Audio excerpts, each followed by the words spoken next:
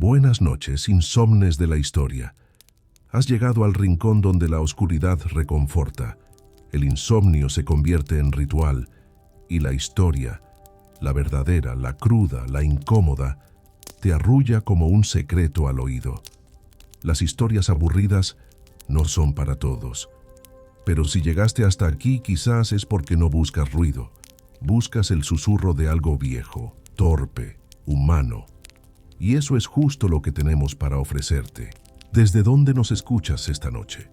Desde un rincón cálido de México, donde la noche se estira como un gato perezoso. Desde Argentina, arropado entre mantas y pensamientos que no se callan. O quizás desde España, donde el silencio tiene acento y las madrugadas no tienen prisa. Aquí no hay relojes ni coordenadas, solo voces que cruzan la niebla. Y tú, al llegar, ya formas parte de este pacto. Si este tipo de viaje lento, íntimo y extrañamente reconfortante acompaña tus madrugadas, puedes suscribirte al canal. No porque tengamos respuestas, sino porque aquí nunca hay prisa. Solo historias que huelen a humedad, a cuero viejo, a aceite rancio. Historias que nadie pidió, pero que una vez escuchadas ya no se pueden olvidar. Esta noche vamos a hablar de algo más espeso que el barro, más persistente que el incienso, más incómodo que el frío de piedra en las letrinas. La mugre, y no una mugre cualquiera. La mugre medieval, esa que cubría a los hombres como una segunda piel, esa que convivía con las capas de lana, con las oraciones susurradas y con los pecados no confesados. ¿Por qué los hombres de la Edad Media parecían huir del agua como si fuera una maldición? ¿Por qué el baño, ese gesto cotidiano que hoy asociamos con higiene y bienestar, era antes sospechoso, casi herético, casi femenino? Esta no será una historia limpia, será una historia de olores, de cuerpos que rechinaban bajo las uñas, de barbas que escondían secretos, de hábitos que hoy nos harían fruncir la nariz. Pero también será un retrato humano, de miedo, de creencias, de lo que consideraban sagrado y de lo que evitaban como si fuera pecado. Así que acuéstate, respira lento y prepárate para una noche espesa, una noche sin jabón, sin perfume, sin vergüenza, porque esta es la historia de cómo los hombres aprendieron, o no, a convivir con su propio olor. El aire en las ciudades medievales no era un aire que se pudiera respirar a la ligera. Era denso, espeso, saturado de partículas que hoy ningún pulmón moderno toleraría sin protesta. Caminabas por una calle adoquinada de cualquier aldea o ciudad amurallada, y antes de que pudieras admirar la arquitectura, el olor ya te había golpeado en la cara como una bofetada húmeda. No era un solo olor, claro, era una sinfonía de estiércol, sudor, grasa rancia, moho, orina humana, y a veces, si la suerte no te favorecía, de carne en descomposición.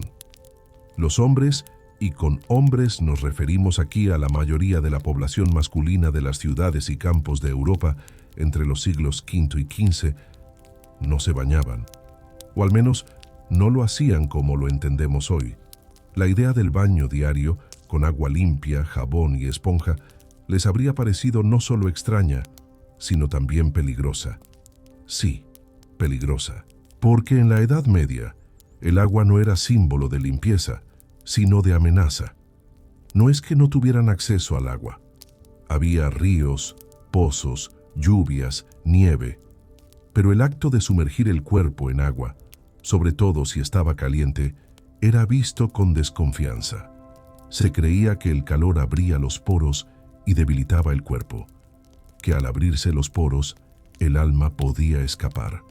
O peor aún, que las enfermedades del aire podían entrar.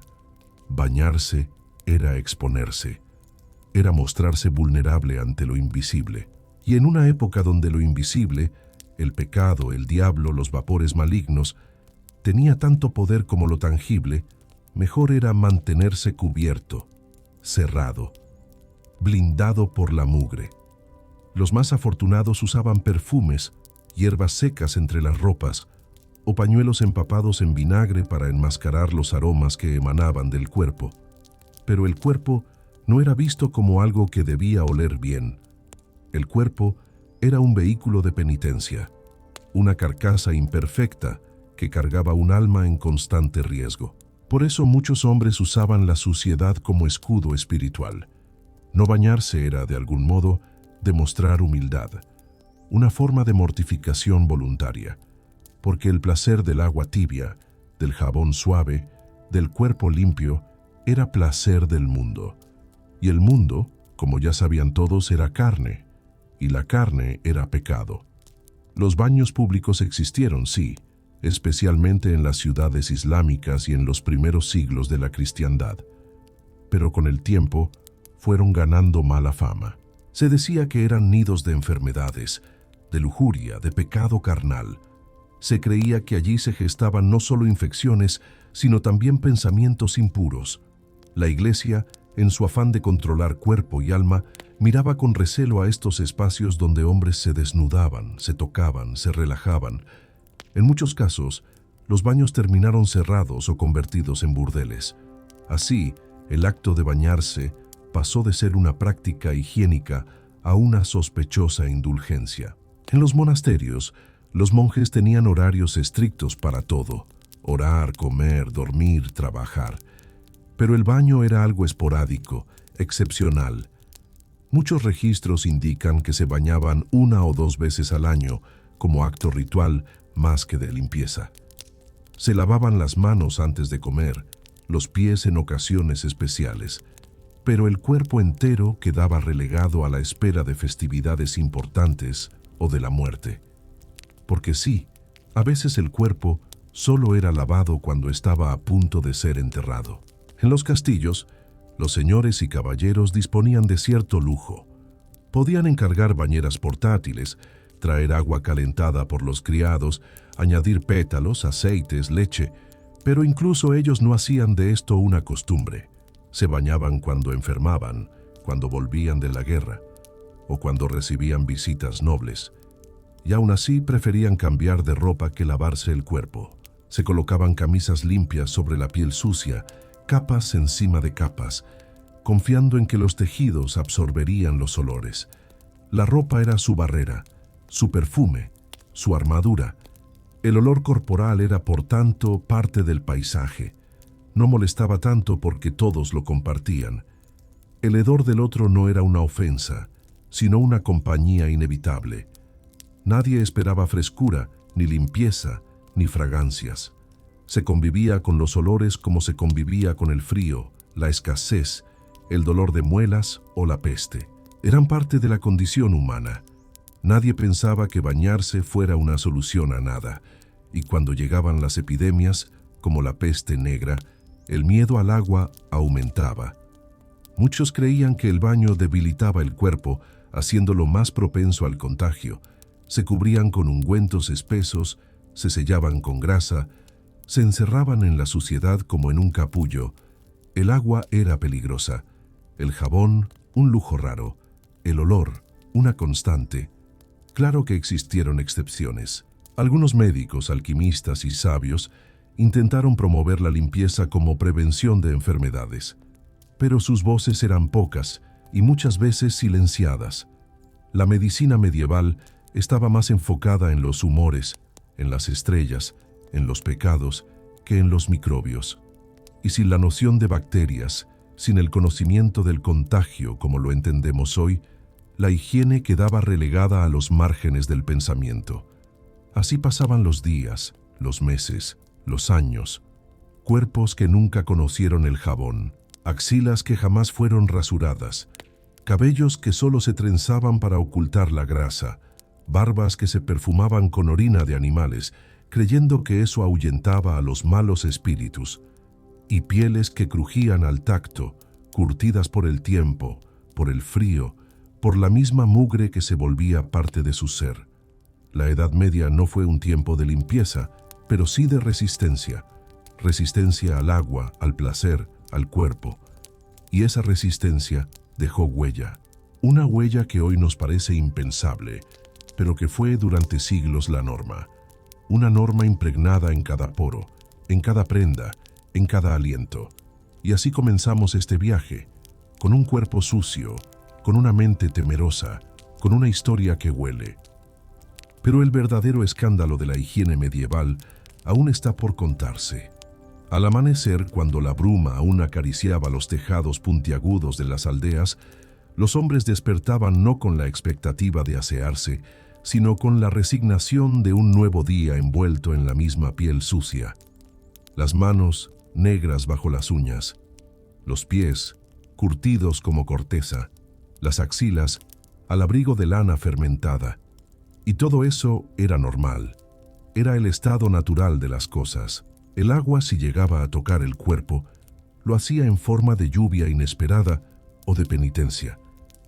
Pero la repulsión al baño no era solo asunto de supersticiones populares o de limitaciones materiales. Había, detrás de esa costumbre o de esa ausencia de costumbre, una construcción teológica profunda. El cristianismo medieval, sobre todo en sus formas más dogmáticas, había heredado una visión ambigua del cuerpo. El cuerpo era templo, sí, pero también era trampa. Trampa del alma, cárcel del espíritu, vehículo del pecado. Y lo que era trampa no debía ser embellecido, no debía ser mimado, mucho menos disfrutado. Bañarse, sobre todo si se hacía con agua caliente, era considerado un acto sensual, casi lujurioso. El calor relajaba el cuerpo. El cuerpo relajado, decían, escuchaba menos a Dios. Una piel limpia, perfumada, tersa, invitaba al pecado de la vanidad. El placer de sentirse limpio podía, fácilmente, confundirse con el placer de sentirse deseado. Y eso, en una cosmovisión donde el deseo era visto como puerta al infierno, era inaceptable. Los padres de la Iglesia no fueron tibios al respecto. San Jerónimo, por ejemplo, sostenía que el contacto con el agua debía reservarse para necesidades extremas. San Agustín, atormentado por sus propios deseos juveniles, defendía una vida de austeridad donde el cuerpo debía ser domesticado con disciplina, no consentido con baños. Y así, el baño fue desplazado del ámbito de lo cotidiano para entrar en el de lo sospechoso. La mortificación del cuerpo era un ideal espiritual, y la mugre, paradójicamente, era vista como un signo de virtud. Cuanto más sucio el cuerpo, más se evidenciaba la renuncia al mundo, a sus placeres, a sus trampas. Muchos santos y ermitaños se jactaban de no haberse bañado en años. Algunos vivían entre piojos, cubiertos de harapos con el cuerpo plagado de llagas, y eso no era señal de abandono, sino de santidad. Cuanto más se desfiguraba el cuerpo, más se afirmaba la pureza del alma. Los monjes encerrados en sus monasterios replicaban esta lógica con fervor. Aunque tenían acceso a instalaciones mínimas para el aseo, muchas veces las evitaban por principio. El baño no era parte de la regla, era excepción. Se lavaban las manos antes de comer, los pies en ceremonias litúrgicas, pero el cuerpo entero permanecía sellado, no por escasez de agua, sino por creencia. En muchos casos, el agua era canal de pecado más que de salud. El contacto prolongado con ella podía ablandar la carne, y una carne blanda era terreno fértil para el diablo. En las ciudades, la situación no era mejor. Con el auge de la peste y otras epidemias, el miedo al contagio reforzó la idea de que el baño era peligroso. Se creía que el agua abría los poros y permitía la entrada de vapores malignos, de aires corruptos. Se recomendaba a los hombres cubrirse, sellarse, protegerse con capas, no desnudarse jamás fuera del lecho, y si había que limpiarse, se hacía en seco, cambiando de camisa, frotándose con paños, perfumando la ropa. El jabón era un lujo raro. Fabricado con grasa animal y cenizas, tenía un olor penetrante y una textura áspera. Solo los más ricos podían permitirse usarlo con regularidad. Para el resto, el concepto de limpieza era relativo. Se limpiaba lo visible, se ocultaba lo sucio, se asumía que el cuerpo tenía que oler, que sudar, que marcar territorio con su presencia. El hombre limpio era sospechoso. ¿Por qué tanta necesidad de oler bien? ¿A quién intentaba impresionar? Los baños públicos, que en siglos anteriores habían sido espacios de encuentro social, empezaron a decaer, en parte por las enfermedades, en parte por la presión eclesiástica. Se decía que allí no solo se lavaban cuerpos, sino también pecados, que entre vapor y jabón nacían tentaciones. Las autoridades comenzaron a cerrar estos lugares o a regularlos con severidad. En muchos casos, los baños fueron reemplazados por burdeles. Y así, el acto de bañarse quedó asociado al sexo, al pecado, a lo prohibido. El hombre medieval, entonces, vivía encerrado no solo en murallas de piedra, sino en una armadura invisible de miedo y mugre. Su cuerpo era herramienta de trabajo, de guerra, de castidad forzada. No era fuente de placer, ni de belleza, ni de cuidado. Se cubría, se callaba, se soportaba. Y en ese silencio, la suciedad se volvió compañera. Parte del uniforme, parte de la identidad. Los olores en este contexto eran lenguaje. Un hombre olía a lo que era: campesino, soldado, artesano. El hedor del cuerpo no se ocultaba, se aceptaba. Era rastro de esfuerzo, de penitencia, de virilidad. El perfume era para mujeres, para cortesanos, para sospechosos. El agua para los enfermos o los moribundos. Así, el baño fue desterrado de la vida cotidiana durante siglos. Solo volvería tímidamente con el Renacimiento y más tarde con la Ilustración. Pero en la Edad Media bañarse era nadar contra la corriente, literal y simbólicamente. Era desafiar el orden establecido, poner en riesgo el alma por un instante de frescura, y si el cuerpo era cárcel, mejor mantenerlo sellado, que no respire, que no brille, que no invite al deseo, que aguante, que huela, que recuerde que aquí no hemos venido a disfrutar, sino a redimirnos. Imagínate ahora un día cualquiera en la vida de un hombre medieval. No importa si era campesino, artesano o noble menor. La rutina estaba marcada por el sudor, la intemperie y la proximidad constante con otros cuerpos que tampoco se habían bañado en semanas, quizá meses.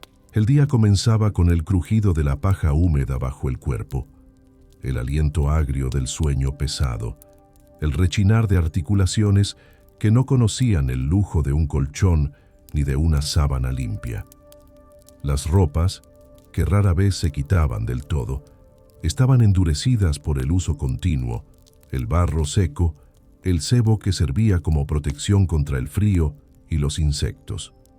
Vestirse, si se le puede llamar así, era un acto simple pero simbólico.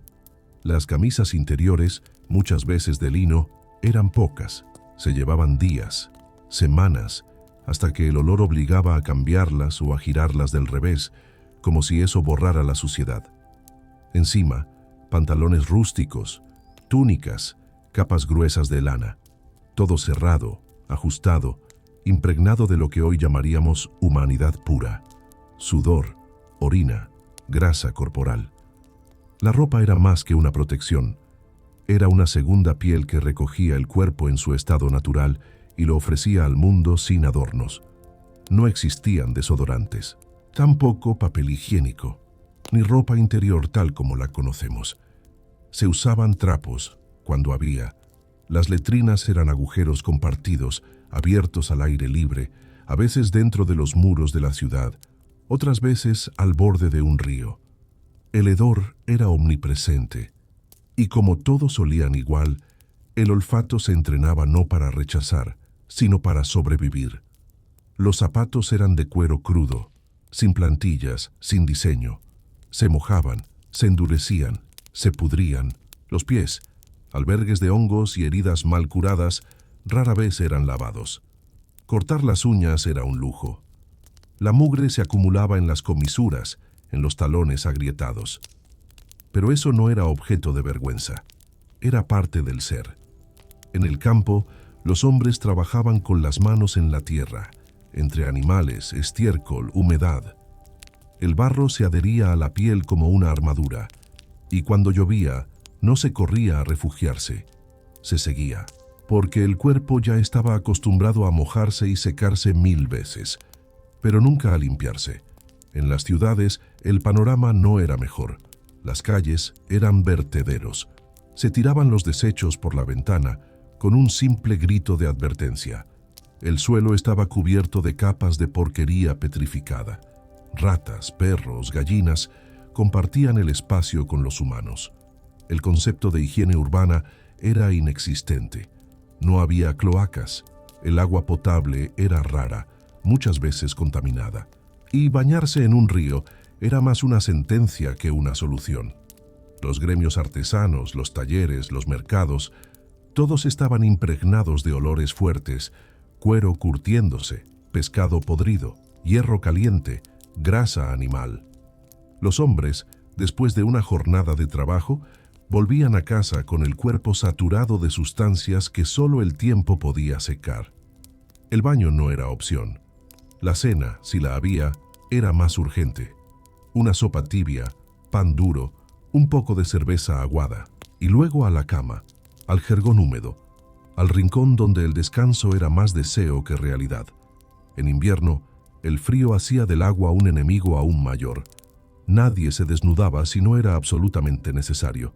Lavarse podía enfermar. Los médicos recomendaban mantenerse cubiertos, incluso dormir vestidos. El calor del cuerpo era un bien preciado. Se conservaba, y si eso significaba apestar, se aceptaba. Porque entre morir limpio o vivir sucio, la elección era clara. En verano los olores se intensificaban. El sudor corría libre. Se formaban costras de sal y polvo en la piel. Las axilas eran cavernas húmedas. El aliento, una mezcla de fermento y ayuno. Pero nadie protestaba. El perfume no existía. El concepto de frescura era ajeno. Se combatía el calor con sombra, no con agua. Y aún así, había momentos en los que el baño se colaba en la vida medieval. Durante ciertas festividades, en rituales de purificación, en preparaciones para bodas o funerales, el baño se volvía símbolo de tránsito, de paso de un estado a otro, pero no se hacía por placer, sino por necesidad ritual. Los hombres de la Edad Media no eran sucios por ignorancia, eran sucios por convicción, por dogma, por necesidad. La limpieza del alma era superior a la del cuerpo. El pecado se combatía con oración, no con jabón, y el cuerpo, con todo su potencial para el deseo, debía ser reprimido. Incluso el contacto con la propia piel era visto con desconfianza. El aseo íntimo podía derivar en pensamientos impuros. Era mejor no tocarse, no mirarse, no olerse. Así la mugre se volvía una forma de castidad, una muralla contra el pecado, una declaración de principios. Y mientras los cuerpos se oscurecían bajo capas de tierra y sudor, las almas, se decía, brillaban más limpias. Pero el precio era alto. Infecciones, sarna, piojos, úlceras, enfermedades que hoy consideramos prevenibles, eran parte de la vida cotidiana. Los médicos, limitados por los conocimientos de la época, prescribían sangrías, oraciones, amuletos. El agua seguía siendo peligrosa. El jabón, raro. Y el baño, una fantasía. Sin embargo, los baños sí existían. En casas nobles, en monasterios con recursos, en ciudades más avanzadas como Córdoba, bajo dominio musulmán, donde la tradición del hammam se mantenía. Allí, los baños eran lugares de encuentro, de conversación, de cuidado del cuerpo, pero eran la excepción. En la mayoría de Europa, el baño era visto como una práctica extranjera, sospechosa, y los hombres seguían cubiertos, cerrados, endurecidos por la mugre. Hoy, al mirar atrás, cuesta imaginar cómo era vivir así, pero en aquel entonces no era vivir así, era simplemente vivir. No se concebía otra forma, no se echaba de menos lo que no se conocía. El cuerpo, lejos de ser un templo, era un campo de batalla, y en ese campo el baño era un lujo innecesario. Y mientras los siglos pasaban, el hedor de la Edad Media no se disipaba. Quedaba impregnado en las piedras, en las telas, en los manuscritos. Aún hoy, cuando uno entra a ciertas abadías antiguas, jura sentirlo. Una mezcla de incienso viejo y humanidad reseca. Una huella que no se lava. Así eran los hombres que no se bañaban, no por pereza, no por falta de tiempo, sino por un pacto tácito con la tierra, con Dios y con la supervivencia. Un pacto que hoy nos parece impensable, pero que fue durante siglos la forma más común de estar en el mundo. Cuando pensamos en higiene hoy, imaginamos agua tibia, jabón perfumado, esponjas suaves, toallas limpias. En la Edad Media, esos lujos eran fantasías de uno que otro rico. Para la mayoría, el rechazo al baño tuvo efectos palpables, sociales, simbólicos. La mugre no solo cubría la piel, impregnaba el alma colectiva, redefinía relaciones, establecía jerarquías silenciosas. Las ciudades medievales, porque eran densas y compartidas, eran ecos de cuerpos en contacto. Vecinos se olían unos a otros. El hedor permeaba mercados, tabernas, iglesias. Pero las iglesias, paradójicamente, eran espacios donde el olor debía ocultarse. Las piedras del santuario se impregnaban de incienso y velozmente de cuerpos ajados. Los feligreses se aproximaban al altar después de horas de contacto con suciedad humana. En muchos casos, las iglesias instalaban cruces de agua bendita y pedían purificación del alma, no del cuerpo. Esa tensión entre el cuerpo sucio y el altar limpio marcaba la contradicción más profunda de su espiritualidad corporal. Entrar al templo era aproximarse al manto divino con ropajes manchados y pies curtidos. Los gremios artesanales y los oficios urbanos también reflejaban la sucia normalidad. Carpinteros, herreros, curtidores, canteros, albañiles, todos trabajaban con manos sucias, con sudor que mezclaba tierra y grasa. Pero cuando llegaba la hora del mercado o del trato, pocos se animaban a mostrar la piel intacta. Se usaban guantes, mangas largas, capas densas. Se escondía la carne. Se evitaban las mangas cortas. Era modulación corporal impuesta por la necesidad de moderar el olor. La ropa absorbía lo humano, lo disimulaba, lo contenía. Los juicios sociales acerca de la suciedad también servían como herramienta de exclusión. Un hombre con mal olor podía ser acusado de falta de pudor, de enfermedad contagiosa, de inclinaciones corruptas. En cantos satíricos medievales, los villanos olían a cerdo, a miseria. El olor corporal era marcación moral. El olor define, señala, juzga. En esa lógica, quien cuidaba su aseo escaso mostraba ostentación. Quien no, símbolo de virtud oscura. La mugre como muro cultural. La plaga de enfermedades, peste, lepra, fiebre, propagaba el miedo de que el agua era vector de contagio. Se decía que sumergir el cuerpo abría los poros y dejaba entrar los vapores malignos del aire. Esto reforzó la creencia de que el baño debilitaba el cuerpo.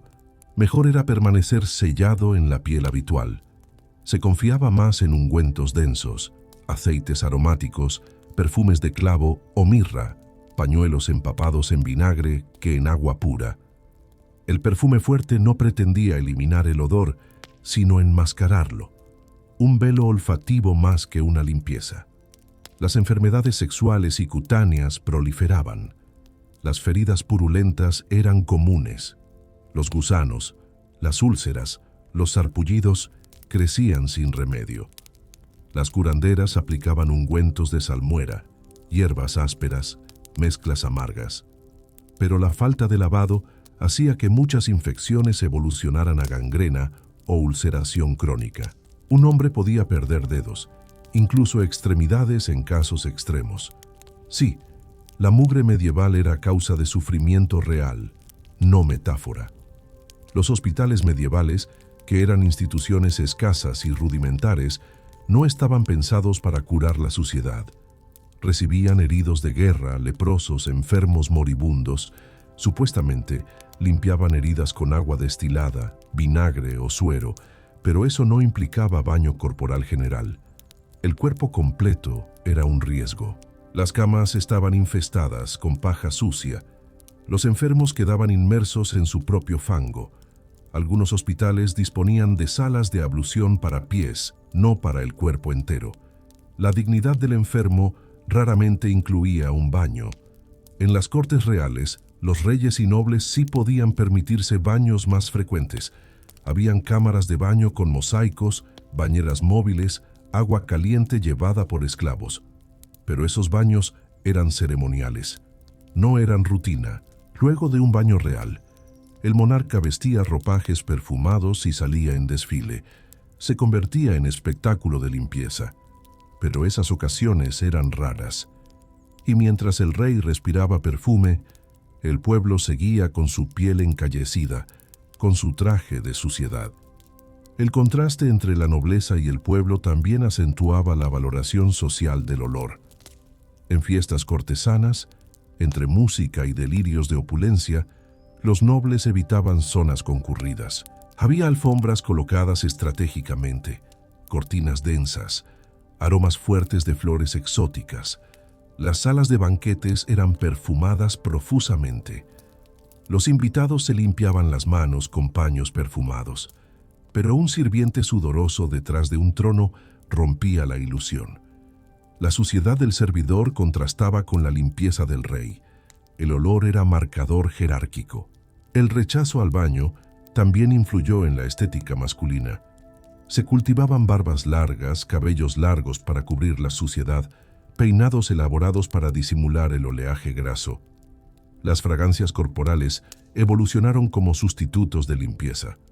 Se bañaba menos, pero se perfumaba mucho, menos para limpiar, más para disfrazar. El hombre medieval era compendio de capas, suciedad interior, ropa acumulada, perfume superficial. Cuando los viajeros extranjeros llegaban a ciudades medievales, sus crónicas solían comenzar con el olor. «Estas calles huelen a muerte», escribían algunos. «Los hombres no conocen el agua», decían otros. Su asombro revela cuánto hemos distanciado en el tiempo aquella relación con el cuerpo. Lo que para ellos era intolerable, para nosotros sería impensable. Sin embargo, no todo era total rechazo. En ciertas regiones, especialmente en zonas islámicas del sur de Europa, la tradición del baño público, del hammam, persistió. Ahí el baño sí cumplía función social, espiritual e higiénica. Pero en el norte europeo, esas prácticas fueron casi eliminadas por la Iglesia medieval. La limpieza ritual fue sustituida por penitencia corporal. Y así, el cuerpo sucio se volvió norma europea durante siglos. Pero el viento del cambio comenzaría a soplar. Con el Renacimiento, con el redescubrimiento del mundo clásico, con el avance científico, la noción de limpieza como salud emergió lentamente. El baño dejó de ser enemigo del alma para convertirse en cuartel de combate contra las pestes. Pero ese cambio fue lento, doloroso, cargado de resistencias simbólicas. Hoy, al pensar en los hombres medievales que nunca se bañaban, no imagines monstruos de hedor consciente. Imagínalos como hombres de su época, con temor al agua, con fe en sus ropas, con cuerpo que no sabía pedir limpieza. Imagínalos con ansias silenciosas de frescura que no podían reconocer. Y al caminar por castillos antiguos, iglesias polvorientas o calles adoquinadas, quizá percibas un eco mínimo, el vestigio olfativo de siglos donde el cuerpo fue sacrificado al pudor de la penumbra. Mientras escuchas esto, tu piel, probablemente lavada, perfumada, cuidada, te recuerda cuánto ha cambiado nuestra relación con el agua. Qué extraño pensar que hoy muchas personas no podrían soportar una sola hora sin agua caliente y jabón, mientras hace siglos esa idea hubiera parecido herética. Y sin embargo aquí estamos, en el umbral de miles de cuerpos sucios que nos precedieron, nuevos en cada amanecer. Pero esta historia no termina aquí. En la próxima parte, exploraremos cómo la higiene medieval empezó a resquebrajarse, cómo los baños volvieron poco a poco, cómo la modernidad cambió el olor humano para siempre. Y también veremos qué queda de esa resistencia antigua en nuestra forma de ver el cuerpo hoy. Con el paso de los siglos, las costumbres comenzaron a resquebrajarse. La rigidez con que se rechazaba el baño, esa muralla invisible de miedo, pudor y dogma, empezó a mostrar grietas. No fue un cambio repentino, ni uniforme. Fue un lento desperfilamiento. Aquí una iglesia que tolera un lavado ritual, allá un baño público que resiste, en otro lugar un médico que recomienda limpieza para prevenir enfermedades. El barro acumulado de siglos empezaba a agrietarse. Algunas ciudades del norte de Italia, provincias del Imperio Bizantino y zonas del mundo islámico, mantuvieron tradiciones de baños públicos que sobrevivieron incluso en épocas de recelo. En esos lugares, los hammams eran parte del entramado cultural, no solo para limpiar el cuerpo, sino para renovar el espíritu, socializar, intercambiar noticias, curar heridas leves. La tradición del baño islámico fue una grieta luminosa en el paisaje opaco del rechazo europeo. Y cuando esas ideas cruzaban fronteras, por comerciantes, peregrinos, intelectuales, traían consigo la posibilidad de otro modo. Algunos médicos medievales comenzaron a relativizar el daño del agua. En tratados médicos tardíos se leía que el agua templada podía aliviar ciertos males, que el lavado de heridas era necesario, que la sudoración controlada tenía efectos curativos. Ya no todo agua era sospechosa. El río dejó de ser enemigo absoluto, pero el cuerpo, sucio durante siglos, no estaba listo para volver. La costumbre de lavar el rostro, las manos, las zonas visibles, empezó a extenderse en ciertos círculos urbanos, ya no como baño completo, pero sí como gesto de limpieza parcial. También las epidemias hicieron repensar la suciedad. Cuando peste o cólera arrasaban ciudades, los responsables miraban el hedor como posible aliado del mal. El agua, aunque sospechada, fue usada en campañas de desinfección, lavar calles con soluciones acuosas, quemar letrinas, limpiar ropa. En el imaginario colectivo surgió la idea de que la suciedad extrema era terreno fértil para el mal invisible. Y así, aunque el baño no fuera cotidiano, algunas prácticas de higiene comenzaron a promoverse como prevención. Los baños públicos que todavía existían fueron reinventados como lugares de curación y no solo de placer. Los bathers o encargados de los baños solían ofrecer servicios terapéuticos, masajes, ventas de ungüentos, curas simples de heridas. En esos espacios, el cuerpo volvía a ser objeto de atención colectiva. No exactamente como templo, pero sí como instrumento. Pero esos baños estaban siendo vistos con recelo, regulados, clausurados en algunos casos. La iglesia los señalaba como lugares de corrupción. Las autoridades los vigilaban por temores de contaminación o escándalo. El Renacimiento, sobre todo en Italia y en las cortes, revalorizó el cuerpo como objeto estético, vehículo de placer y símbolo de dignidad. Dentro de ese nuevo paradigma, el baño comenzó a reaparecer lentamente. Los ricos convertían sus palacios en espacios donde el agua podía fluir, donde las bañeras reaparecían como objetos de lujo, donde el acto de lavarse era parte del ritual cortesano. Pero ese renacer no alcanzaba todavía a la mayoría de los hombres medievales comunes que seguían atrapados en la costumbre de encerrarse en su mugre. Una contradicción persistente. Mientras el baño recobraba valor simbólico en las élites, las clases populares seguían sin acceso al agua caliente ni al jabón. El cambio era desigual. Las tradiciones de protesta, de reparación, de discursos sensoriales debían colarse por los intersticios del poder.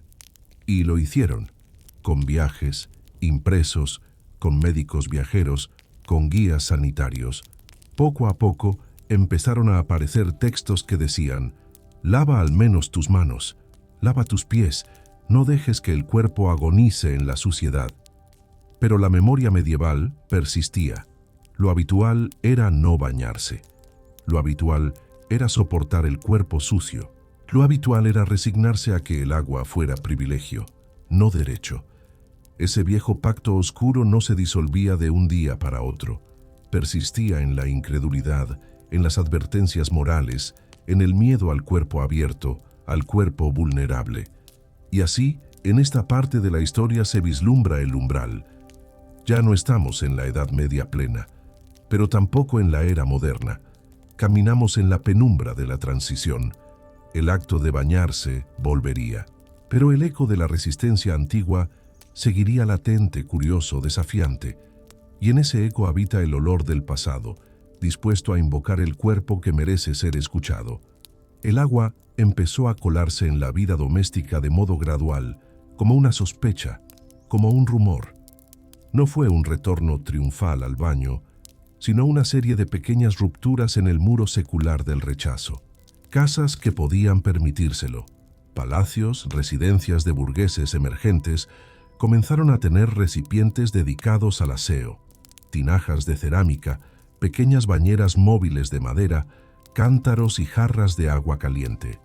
No en todos los rincones, no con frecuencia, pero sí con intención. Estos espacios eran modestos, una bañera media llena apenas un tercio. El agua se vertía con recipientes, no con grifos.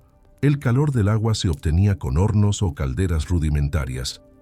El combustible para calentarla resultaba costoso. El desafío de transportar agua caliente dentro de una habitación sin que se enfriara por completo era un arte doméstico oculto. Muchos hombres preferían agua tibia a un baño completo. Lavaban las manos, parte del rostro, los pies. Con cuidado, con discreción, intentaban imitar el rito del baño sin comprometer la tradición. El jabón comenzó a tener un lugar más visible. Los fabricantes medievales usaban grasas animales y cenizas alcalinas. En regiones mediterráneas, el aceite de oliva se hacía presente en las fórmulas. En España e Italia, la producción de jabón estaba más desarrollada desde edades antiguas. Pero ese jabón no era suave ni perfumado como los que conocemos, sino áspero, fuerte, muchas veces maloliente. Se utilizaba con moderación porque su costo y su fuerte efecto sobre la piel lo convertían en privilegio, más que en herramienta de higiene cotidiana. En las cortes, el baño comenzó a reaparecer como símbolo de estatus. Un señor que hiciera construir una pequeña cámara de baño en su torre demostraba no solo poderío económico, sino avance cultural. Las bañeras portátiles eran transportadas cuando se viajaba. El agua caliente venía en barriles. En ocasiones, se añadían pétalos, aceites aromáticos, hierbas exóticas. El baño se transformó en ceremonia más que hábito. Se celebraba, se exhibía, se comentaba, pero no por necesidad, sino para marcar distancia frente al piso sucio de la ciudad común. El cuerpo masculino, acostumbrado a la resistencia de la mugre, comenzó a reaprender la sensación del agua, la sensación del desliz sobre la piel, el contraste entre lo seco y lo húmedo. Algunos hombres comenzaron a sentirse vivos tras esos baños raros. Sus músculos, tensos por años, reconocían la suavidad. Sus pulmones, cargados de olores, respiraban algo más ligero. El agua, tan temida, comenzaba a ofrecer consuelo. Pero ese regreso era fragmentado. El agua alcanzaba torso y extremidades, no el interior profundo. Los hombres no se despojaban del todo, no se entregaban por completo. Ajustaban su barrera moral al contorno del agua. Este camino de retorno también fue marcado por resistencias simbólicas y religiosas. Muchos todavía recelaban del baño como puerta de vulnerabilidad espiritual. Las predicaciones advertían de los vapores malignos, de espíritus que podían viajar con el agua. Algunos médicos antiguos seguían afirmando que el agua excesiva agrietaba los humores, debilitaba el cuerpo. Así que el acto de bañarse permanecía en el límite entre lo útil y lo imprudente. Era gesto delicado. Basta un baño mal ejecutado para que se acusara de imprudencia. Pero poco a poco, el cambio social avanzaba. La burguesía emergente, que quería afirmarse frente a la nobleza y frente al campesino, adoptó ciertos hábitos de limpieza para distinguirse: ropa lavada, camisas más cambiadas, algunos baños semiprivados, no por fe, sino por ostentación. Mi casa tiene agua caliente, se decía. Era forma de mostrar que ya se era moderno, culto, civilizado. El baño dejaba de ser acto prohibido y se convertía en regalo que se ofrecía a uno mismo. La medicina también empujó esa mudanza. Tratados renacentistas, retomando ideas clásicas, empezaron a asociar la limpieza con prevención. Se hablaba de lavar heridas, de baños templados para curar febriles, de agua como vehículo de frescura y alivio.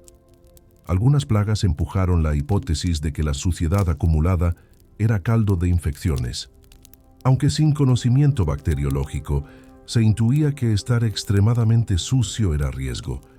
Se sugerían baños ocasionales entre campañas médicas, no como hábito diario, y esa sugerencia comenzó a permear en círculos académicos y médicos con influencia. Pero el regreso no fue universal. Muchos seguían sin acceso a agua caliente, sin instalaciones domésticas, sin medios económicos. La mayoría de la población permanecía atrapada entre la costumbre vieja y el impulso naciente. Mientras algunos cuerpos eran lavados en cámaras de lujo, otros seguían cubiertos por una piel espesa de tiempo.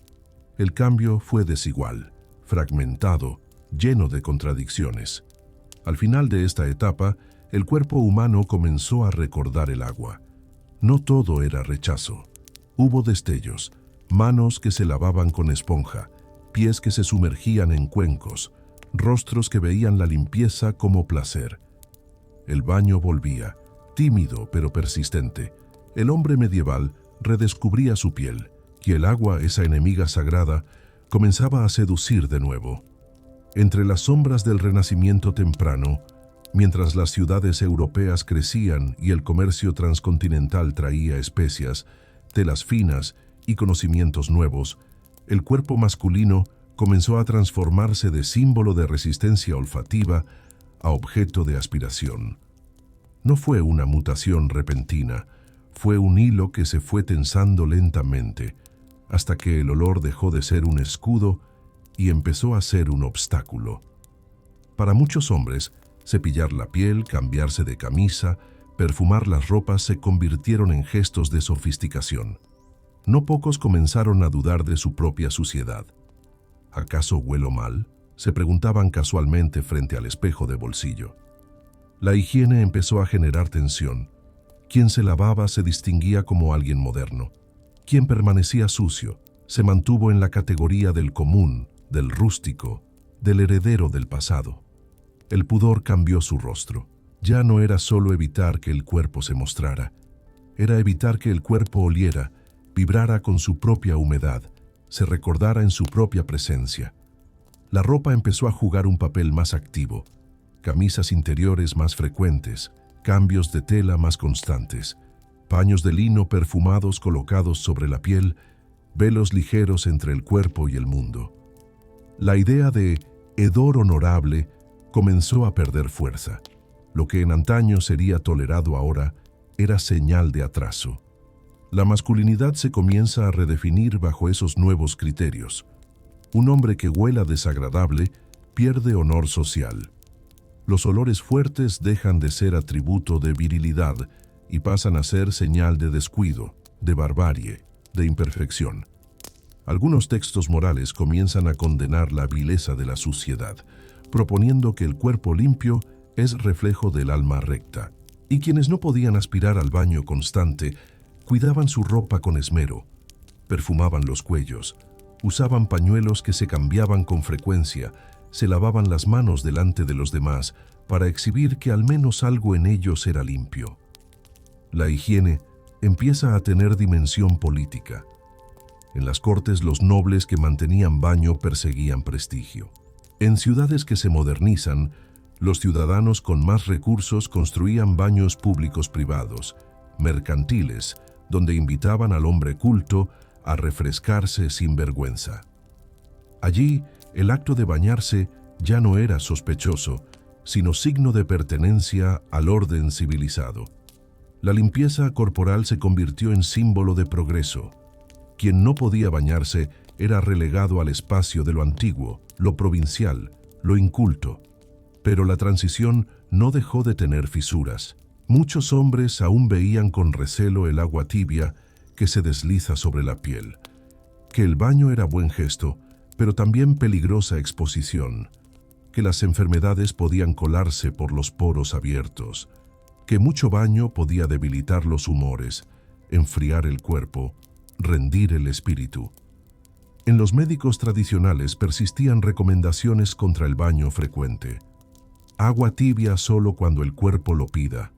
Decían, no despojes a tu piel de su defensa natural. El guardián del viejo pacto seguía presente. Agua con medida, limpieza con cautela. La tensión entre limpieza y fragilidad corporal se convirtió en dilema intelectual. Algunos moralistas escribían que la vanidad del baño llevaba al orgullo del cuerpo y alejaba de Dios. Otros médicos replicaban que el cuerpo limpio vive mejor. En debates escondidos entre tratados médicos y sermones, el baño comenzaba a cuestionar su antigua condición de acto pecaminoso. No todos lo aceptaban, no todos lo practicaban, pero ahora el baño era posibilidad legítima, no delito. Y así, en esa etapa crucial, el cuerpo masculino dejó de ser víctima pasiva de la suciedad secular. Comenzó a reconstruirse como escenario de contención, de discreción, de perfil bajo. Se lavaba hoy un antebrazo, mañana las manos, otro día la cara, no el cuerpo entero, no el ritual completo. Pero ya había introspección. El hombre medieval dejaba de tolerar sin quejarse, empezaba a imaginar que podría ser distinto, que podría oler menos, que podría ser menos sombra olfativa y más presencia tenue. Ese cambio fue desigual, sí, fragmentado e incompleto. Las aldeas seguían sucias. Los barrios humildes repetían la vieja costumbre. Las capas de mugre seguían siendo piel de muchos. Pero en la élite, en la corte, en los gremios con poder, en las ciudades modernas, el cuerpo empezó a sanar su identidad. Ese quiebre silencioso entre hombre que no se baña y hombre que cuida su piel fue el umbral más profundo de la transición hacia nuestra forma moderna de vivir el cuerpo, con agua, con jabón, con pudor nuevo. Cuando esta parte termine, ya no podemos decir que el hombre medieval vivía sin agua por ignorancia únicamente. Vivía sin agua por miedo simbólico, por convicciones profundas, por estructuras que valían más que el tacto del agua tibia. Y en esa resistencia, la historia de la higiene moderna encontró su germen. La limpieza hoy no es solo necesidad física, es herencia de ese tambor antiguo que insistió en nombrar el cuerpo. Dormir con esta historia en la cabeza quizás no sea la peor idea del día, porque a veces lo que más descansa no es un silencio, sino una imagen que queda flotando entre las sábanas, un hombre medieval envuelto en capas de lana con la piel endurecida por el polvo y la costumbre, dudando ante una tinaja de agua tibia.